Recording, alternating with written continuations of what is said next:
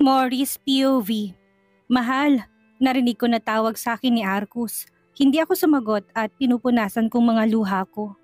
Alam ko naman na hindi nakakatuwa ang ginagawa ko sa kanya pero kasi masaya ako. Feeling ko kasi hindi ako magiging okay kapag hindi ko siya naging target. Natutuwa ako at sobrang na-excite. Matagal na rin kasi ako hindi nakakahawak ng baril. Mahal, malambing na sambit niya ulit. Why are you here? Tanong ko sa kanya. Bakit ka umiiyak? Wala, hindi naman ako umiiyak. Pagtanggi ko. Mahal, you're not a good in lying. Sabi niya sa akin. Galit ka sa akin? Wala sa sarili na tanong ko. Galit? Bakit naman ako magagalit sa'yo? Tanong din niya sa akin. Kasi sa mga ginawa ko kanina. I'm sorry sa nasabi ko kanina, mahal. Alam ko naman na parte ito ng pregnancy mo. Kaya lang, mahal, kapag wala ako dito ay wag mo naman sanang gawin ito sa mga tauhan ko. Natatakot nga ako kanina. Sila pa kaya? Saka hindi safe. Sabi niya sa akin. I'm sorry. You don't have to be sorry. Alam ko naman na mahirap ito sa'yo. I'm sorry kung hindi kita naintindihan. Kung nagiging maarte din ako simula ngayon, susundin ko ng lahat ng nais mo, mahal ko. I love you so much. Huwag ka na pong umiyak. Malamig na sabi niya, tinalikan ako sa labi. I love you, Ninong Arcus. Nakangiting sabi ko. I love you both. Nakangiti na sagot niya. I miss him calling Ninong, kagaya ng dati. Pakiramdam ko kasi ay nag-iiba ng lahat sa amin. Namiss kong dating kami na kapag binabalikan ko ay napapangiti ako. Madalas man kami hindi magkasundo pero yun pala ay dahil sa mahal niya ako. Na palagi siyang nagsiselos dahil feeling niya hindi ko siya magugustuhan. Balik na tayo sa room natin. Gusto ko sulitin ang oras na kasama ka. Mamayang gabi ay babalik na ulit ako sa bahay kaya mamimiss talaga kita. Matutulog ako nang wala ka sa tabi ko. Malambing na sabi niya sa akin bago niya ako binuhat paakyat sa silid ko. At kagaya ng laging nangyayari ay pinagsaluhan namin ang isang mainit na tagpo na puno ng pagmamahal. Ilang araw lang naman ay makikita ulit kami. Kailangan lang talaga niyang bumalik dahil alam ko na marami siyang inaayos. Si Ashley ang katabi ko sa pagtulog. Kahit pa may kasama kami ay gusto ko pa rin na safe siya. Ayaw ko na wala siya sa tabi ko. Dahil sa nangyari ay hindi na muna kami pwedeng gumamit ng phone. Kaya naman naging busy na lang kami ni Ashley sa arts at photography. Lumalabas kaming dalawa pero hindi kami nakikihalubilo sa mga taong nakikita namin. Pumupunta lang kami sa may dalampasigan kapag paggabi na para naman safe. Kaming dalawa lang at nakamasid lang sa malayo ang bodyguards namin. Ang ganda po dito, mami, sabi niya sa akin. Oo baby, ang ganda dito at nakaka-relax kahit pa malayo sa city. Sabi ko rin sa kanya. Ang alam ko ay nasa kabilang isla ang bahay nila grandpa. May bahay sila dito? Meron po, mami. Hindi nga lang po kami pumupunta doon dahil para lang po yun sa kanila. Sabi niya sa akin. Siguro maganda ang love story ni Mama Karina at Papa Omar. Nakangiting sabi ko. Hindi po, mami. Katunayan ay kinasal po silang dalawa na walang love. Napilitan lang po si grandma na magpakasal kay grandpa. Basta pong hirap po kasing ikwento. Pero kahit na ganon, ang love story nila ay may happy ending pa rin po. Ang alam ko po isa sa kanila ni Daddy ang magmamana ng isla na yon. Pero wala yatang interes si Daddy. Kahit nga sa negosyo nila, wala siyang interes. Dahil may sarili siyang negosyo. Ang alam ko rin ay uuwi ng kakambal ni Tito Wilson dahil siyang papalit kay Grandpa sa company. Kwento sa akin ni Ashley. May negosyo rin palang daddy mo? Meron po, mami. Hindi lang po halata dahil lagi siyang nasa Capitol. Nakangiti na sagot sa akin ni Ashley. Ang galing naman ng daddy mo. Mas lalo ka na bang in love sa kanya, mommy? Nakangisi na tanong niya sa akin. Opo, walang dahilan para hindi ko mahalin ng daddy mo. Marami man kaming pagkakaiba, ay mahalagay mahal namin ang isa't isa. Ang swerte ko sa daddy mo, he's a good man. Kahit pa seloso siya, nakangiti na sabi ko.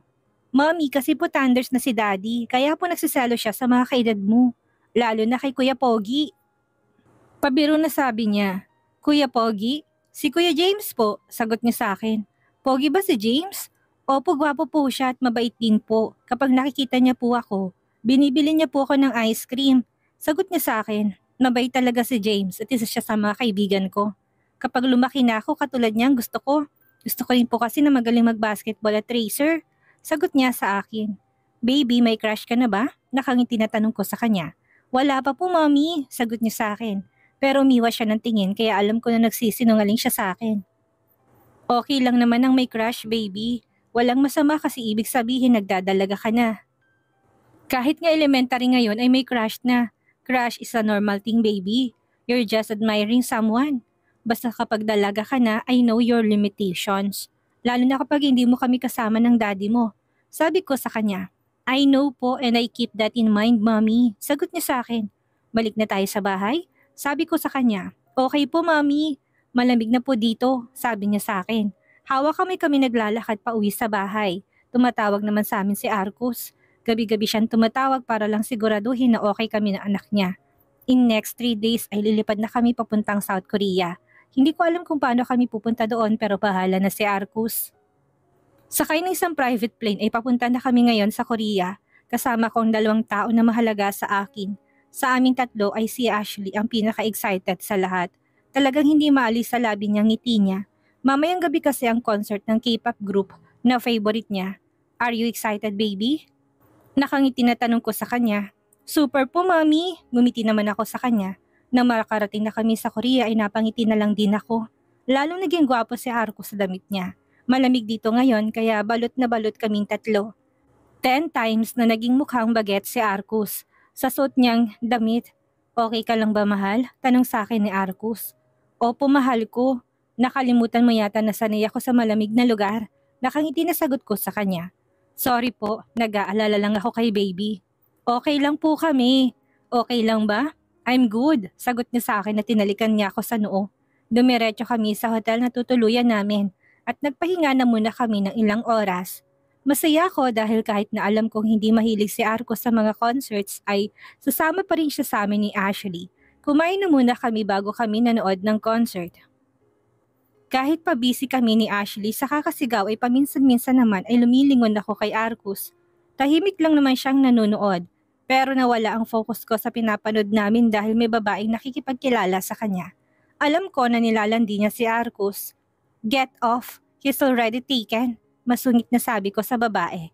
Tinarayan pa ako kaya naman lalapitan ko sana, pero pinigilan ako ni Arcus. Mahal, relax.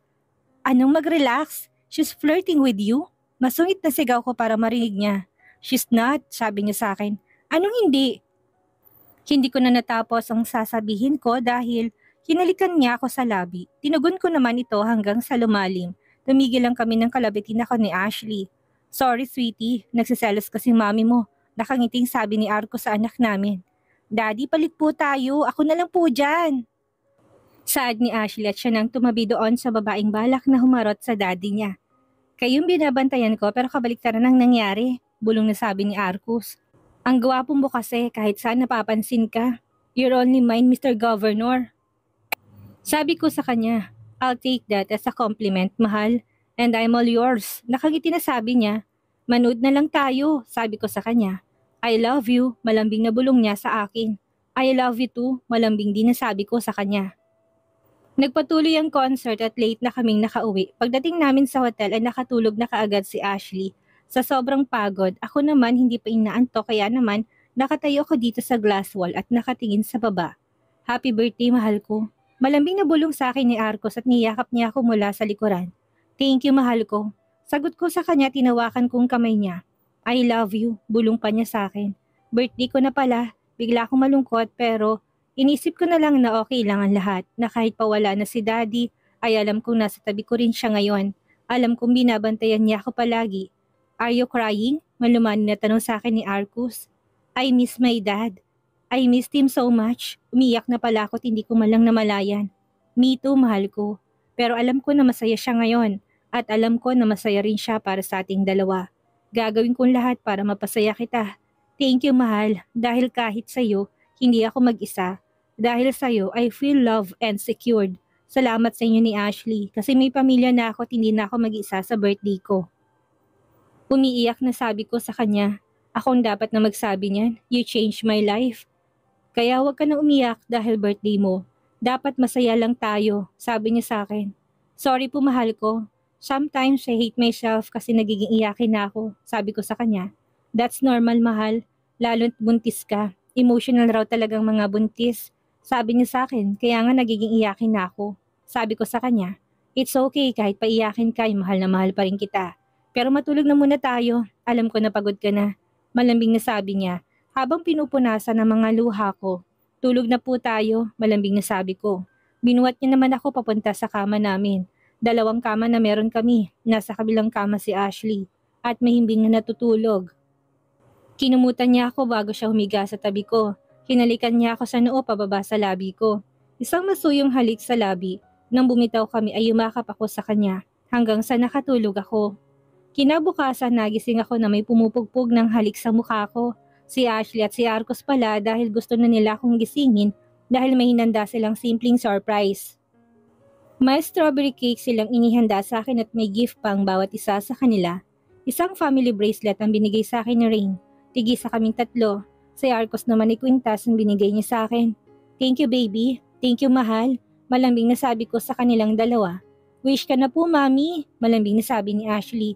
Pumikit naman ako. Wala akong ibang wish kundi ang maging ligtas, healthy at masayang pamilya ko. Ang maging masayang pamilya ko ay masaya na rin ako. Wala na akong ibang wish kung hindi yun lang. Kahit na tinatamad ako ay pinilit ko pa rin na bumangon dahil gagala kami ngayon at doon na kami sa labas kakain. Masaya kaming namasyal at nag-food trip. Masasabi ko na isa ito sa pinakamasayang birthday ko. Gusto ko sanang mag-rides kami ni Ashley pero hindi ko na lang ginawa lalo na't hindi safe sa amin ni baby. Mahirap na dahil baka kung ano pang mangyari sa amin. Mas priority ko na ngayon ang anak ko. Hawak kong baby bump ko at talagang may umbok na talagang tiyan ko. Napansin ng 2 na hinahaplos kong tiyan ko. Kaya naman lumapit rin sila at nakihaplos sabay halik. Napapangiti na lang ako dahil ang sweet nila. Panay I love you sila sa umbok ng tiyan ko. Medyo nahihiya na nga ako dahil nakatingin sa amin ng ibang tao. Pero itong 2 ay walang pakialam.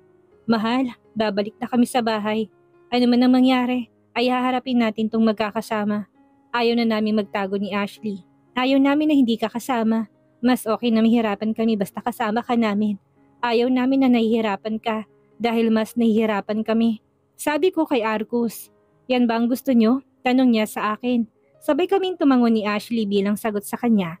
Alam ko na nag-aalangan siya. Alam ko na nagdadalawang isip siya.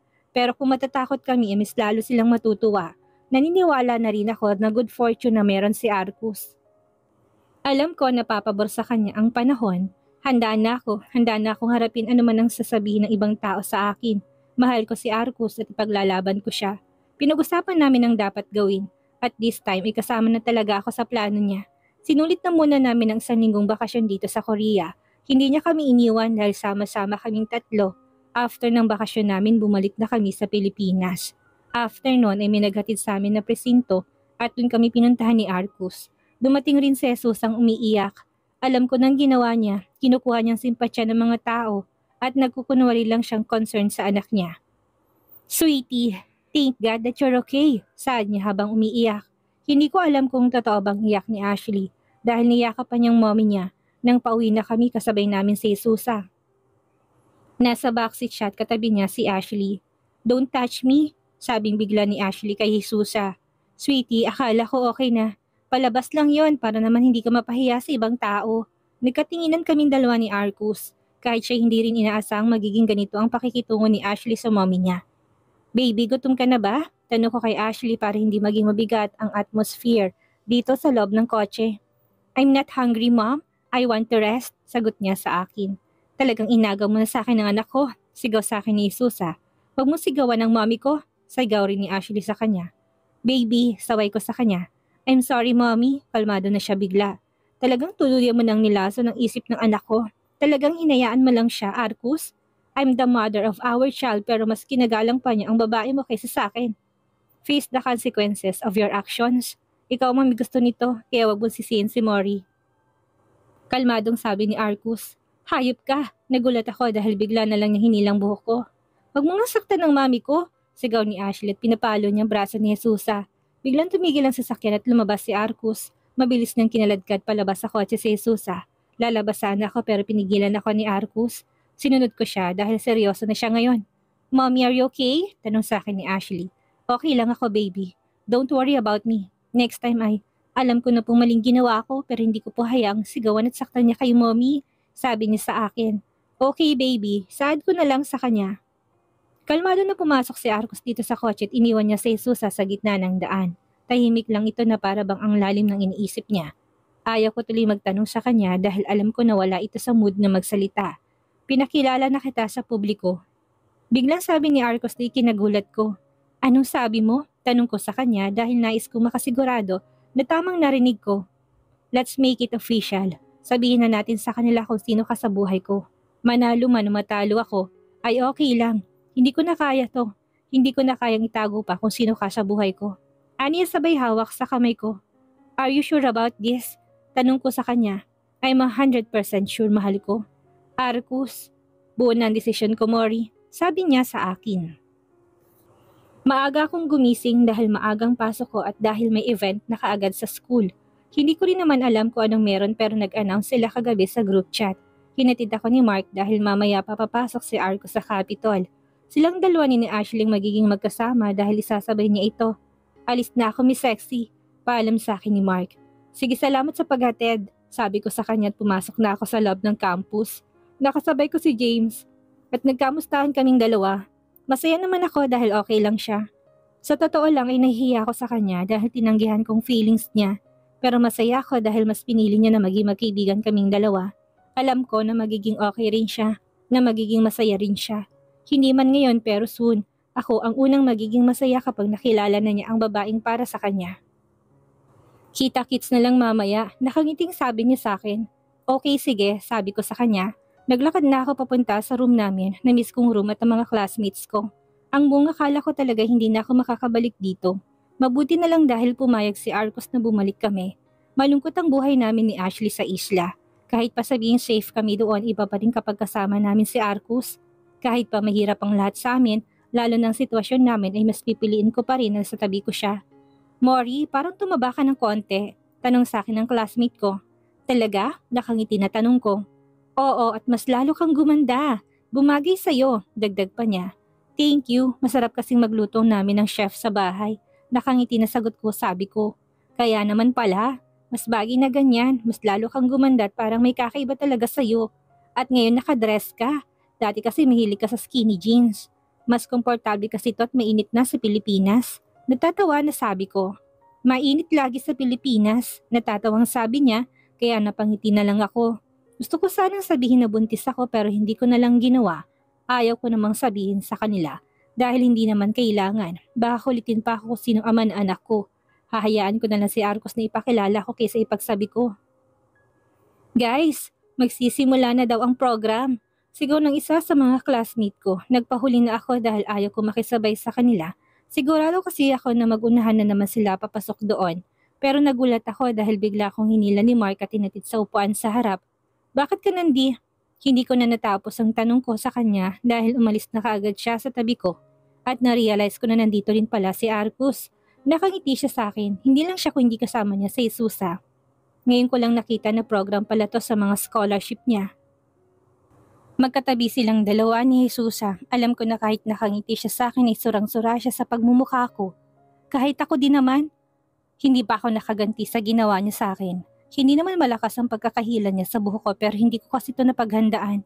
Nagsimula ng program at tahimik lang ako nakikinig kahit pang totoo ay inaantok na ako. Yumuko na lang ako para hindi halatang pipikit na ako. Inaantok na ako pero nagising ang diwa ko na marinig kong pangalan ni Arcus. Siya na ngayon na nakatayo sa harap at may hawak ng mic. Ang gwapo niya talaga kaya tumitili na naman ang mga babaeng estudyante sa kanya. Good morning guys! Kamusta naman ang bakasyon niyo? Panimula niya. Okay na okay po, Gov! Good morning, Gov! I love you, Gov! Gov, akin ka na lang please! Narinig ko na sigaw nila kaya napangiti na lang ako. Sorry guys, tika na ako 3 years ng tika ng puso ko. Natatawa na sabi niya. Narinig ko naman nalungkot ang iba sa kanila. Nagpatuloy si Arcos sa speech niya. Habang tumatagal ay nagiging interesante ang mga sinasabi niya. Sanay na sanay talaga siya na humarap sa mga tao. Gwapo na, confident pa. Kaya lalo akong in love sa kanya. This scholarship program, hindi lang ako nagtayo. Katunayan, hindi ito funds ng government. Galing ito sa donations ng mga mabubuting tao na willing tumulong sa atin.